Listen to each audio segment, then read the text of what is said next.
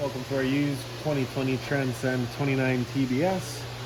Starting right in the back corner of your bumper here, just reach in, pull that cap out of there. Inside the bumper, you're going to find your sewer hose.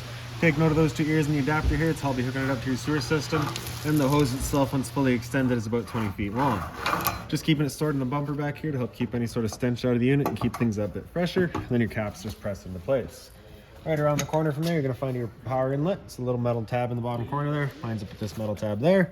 Press those in together. Little eighth turn will lock it in. Then you get the threaded collar in the back there to really lock it down. Following the cord back, you're going to find a standard 50 amp end.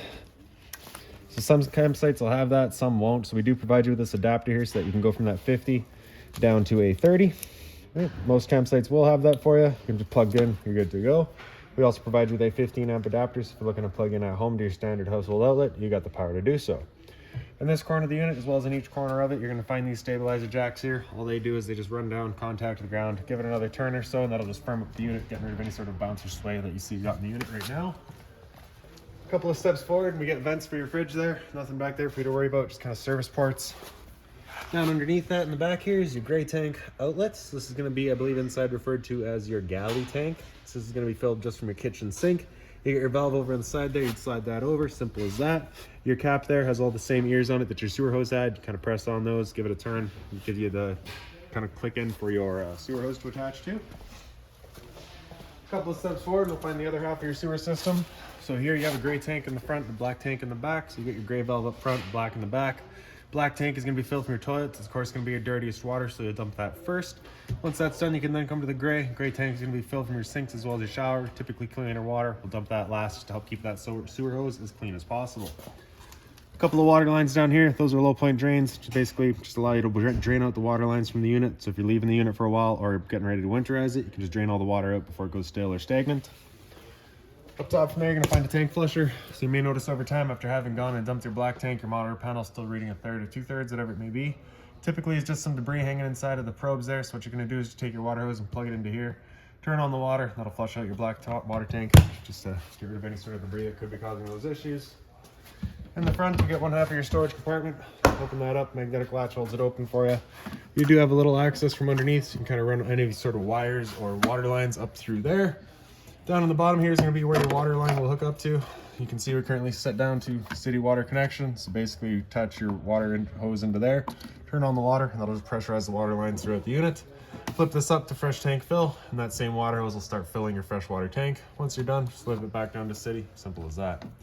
Up above that is your battery disconnect switch. So if you have that switched up, coming out of there, that's your battery then disconnected. So whenever you're camping though, you want that turned on. So whenever you leave, just turn that off. Up above that, you get your cable and satellite inlets, and then right beside that is a GFI protected outlet. Up front here is also a little light. It is a dual function light, so right underneath it, there's a little switch there. One side has a 1 and the other side has a 2. So the 1 is going to be just on is on. 2 is going to be dual function, where it'll turn itself on whenever it senses motion. And right beside this compartment here, got a solar panel plug-in. Here, the solar panel plugs into there, charges your batteries. Battery itself is housed inside of this box right here, so as long as you're plugged into that short cord in the back, the solar panel plug-in, or your 7-pin to your tow vehicle, that battery is charging for you. As you can see, you can flip this guy up there, and you get access to your propane handles. For the video, I'll just pull this right off. And right in front here, we can show you that changeover. So it's currently green, just letting us know that we've got propane in the system, because this tank's open. If this tank were to go empty, that would then go red, letting you know we've no longer got any propane there. What you'd do is just close that tank off. Flip the changeover so that the arrow points to the other side, and run off of this tank while you get the other one filled. In front is the power tongue jack. You got a light switch on the left there. Up is down, down is up. Other end of your storage compartments here. So this is just see straight through. Inside of here, you're going to find your water hose. Inside of that water hose, you'll find the adapter for your 30 down to a 15 amp adapter. We do also have this little hose here, so just take note of that little end there. I'll show you where that goes in a couple minutes here. You also get this little wrench here, so that basically just slides onto all your stabilizers, just allows you to run them up and down. And then lastly here, the previous owner did have a weight distribution hitch that they left with the unit, so you've got that in here for you. And then the same sort of motion sensing light up on the front wall there.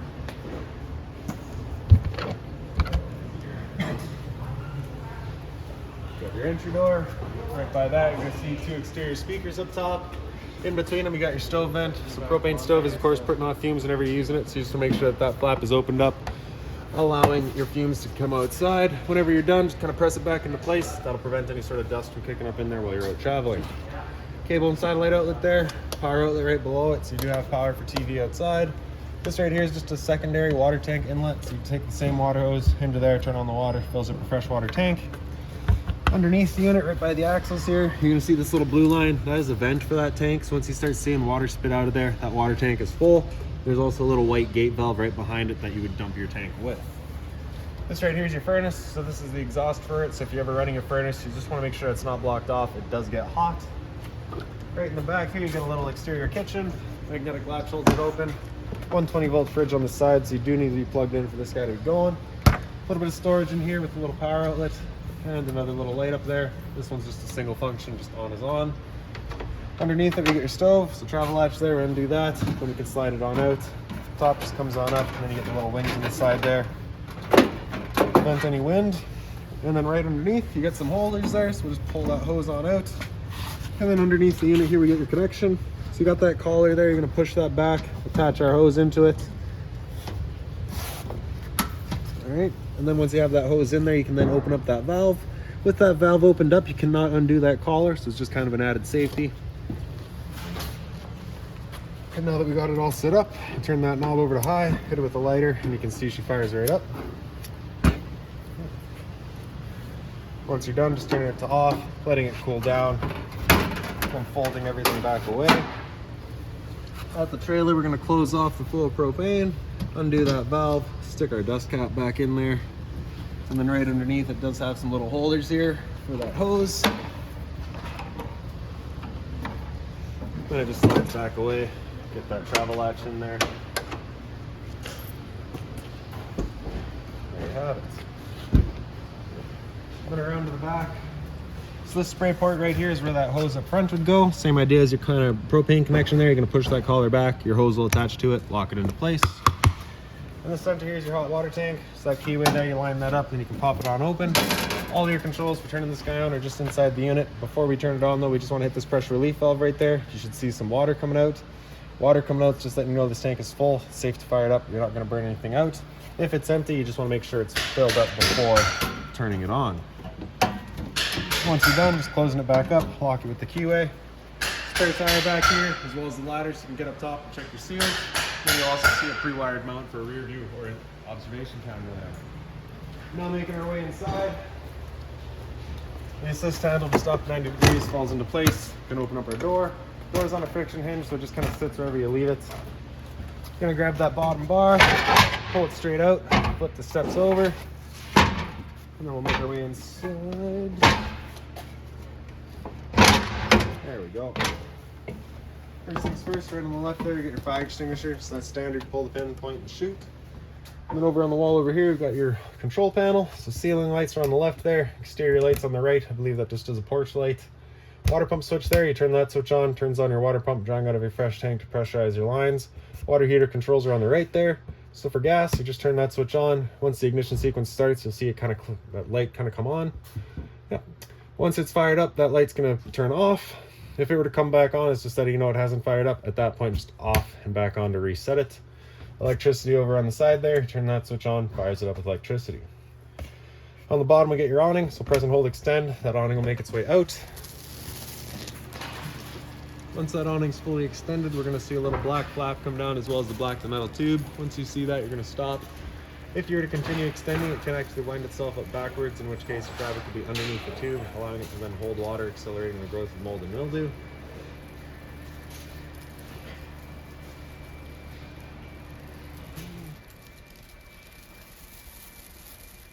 So there you can just kind of see the flap wants to come down there now.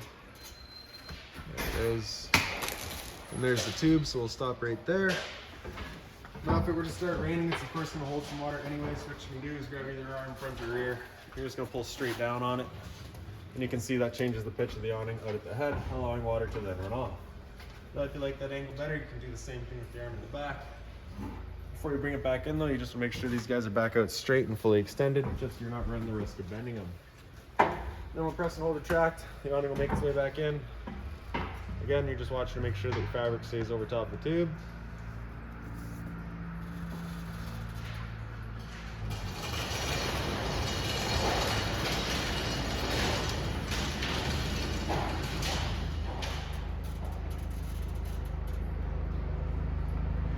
other thing to keep in mind with your awning is it does catch a lot of wind. So once you get up to about 15, 20 kilometers an hour wind, you want to bring it back in. Again, just so you're not running the risk of bending your arms.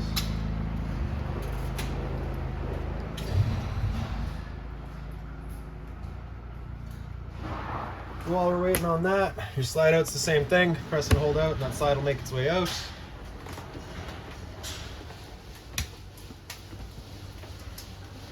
Once that slide's fully extended, we're going to hear some clicks from the motors, just letting us know they've reached their stall. Once you hear those, you just let go of the button.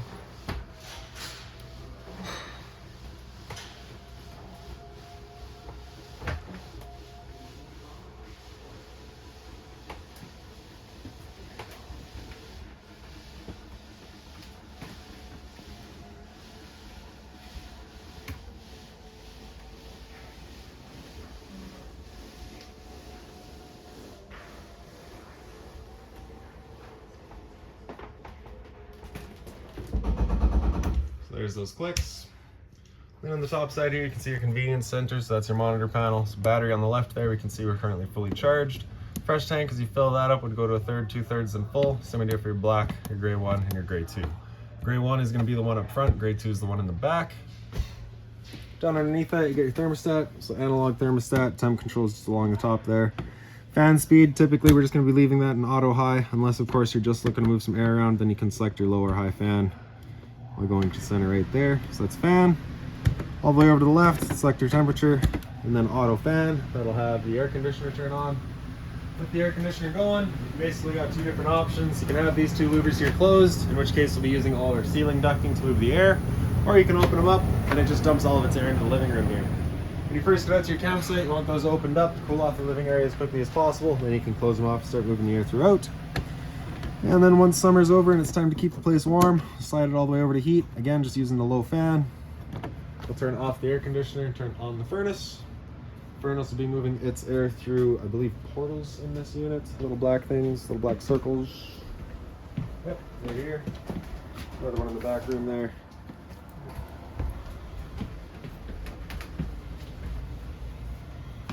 Okay, once you're done, just slide it to off and that'll turn everything off. Power outlet down behind the couch there. The couch, I believe, does also fold out. Yep. So basically you take your two cushions, throw them off to the side, pick up the base here, and then underneath there's a couple of legs. These guys will swing out, sit on the floor, and the back half will then swing in to fill in that gap. Up here you got your storage. Blinds throughout the unit, just kind of sit where you leave them. Simple as that. Into the slide out, get your own little switch center light there. As signified by the red handle, that window is an emergency exit, so you pull that towards yourself, slide it wide open, hop on out. The dinette also turns into a bed, so you can see we've currently got it set up as, of course, the dinette. The table top will then wiggle out of its legs. There's 3 ledges there that the table will then sit onto. Your 2 back cushions will fill in the dinette to create your bed.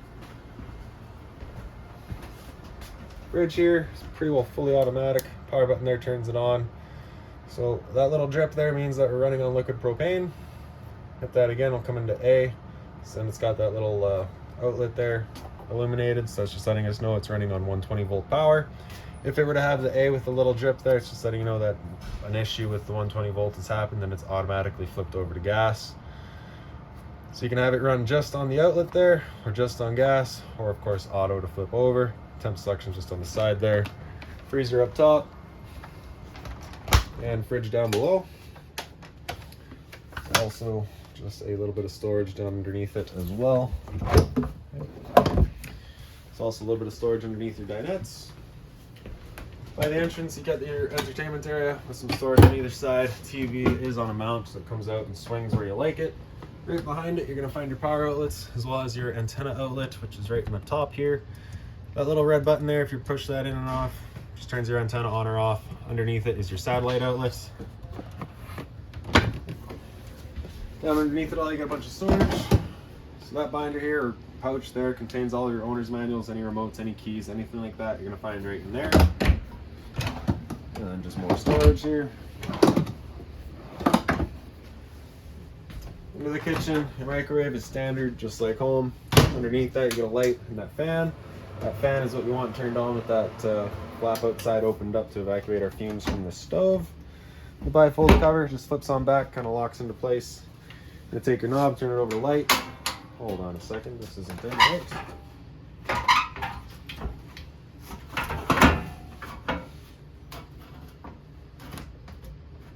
There we go. All right, so now we can turn it over to light, hit it with a sparker, and just as it clears all the air out of there, you can see she fires right up. I'll sort that out in a second here, I promise. For the oven, you're going to turn that over to pilot, press and hold, and then right in the back, we're grabbing a lighter. You can get that pilot light going. Once it gets going, you just hold that knob for another couple of seconds, then you can release the flame. It will then hold itself. I did not wait long enough.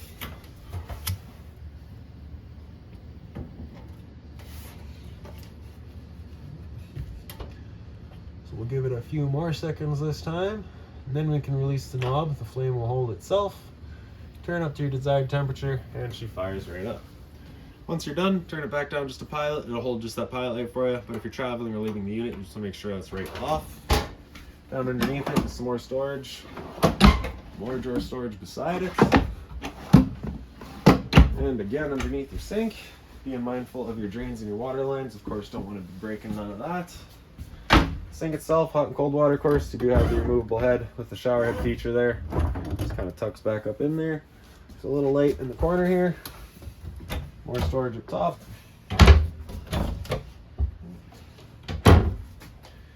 Then into your back room. The lights back here are on a switch somewhere right by the entrance, of course. Get your little hangers there. There's a TV back here, power outlet for it, as well as your cable and satellite outlet. Lights back here are on their own switches. You can see you just get your bunk room.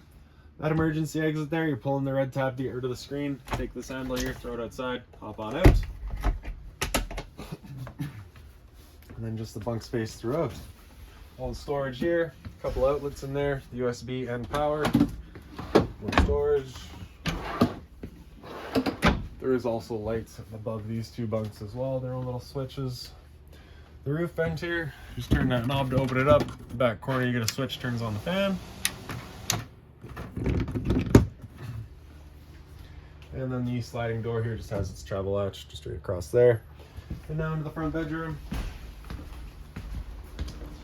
Coming up here, you're gonna find your LP detector. Propane's heavier than air, sits on the floor. That guy detects it and starts going off just like a smoke detector would. Light switch by the bedroom there. Like I said, all your blinds pretty well the same. Just kind of sit where you leave them. USB and power outlet. Closet space. Storage up top. Little reading lights above each head. Carbon monoxide.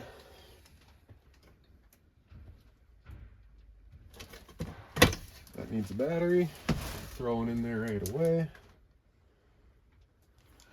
Above my head is another roof vent. Works the exact same as the one in the back. The only difference here is that it is also pre-wired for air conditioning. So outside you saw that we were on that 50 amp service that we provided you the adapter for.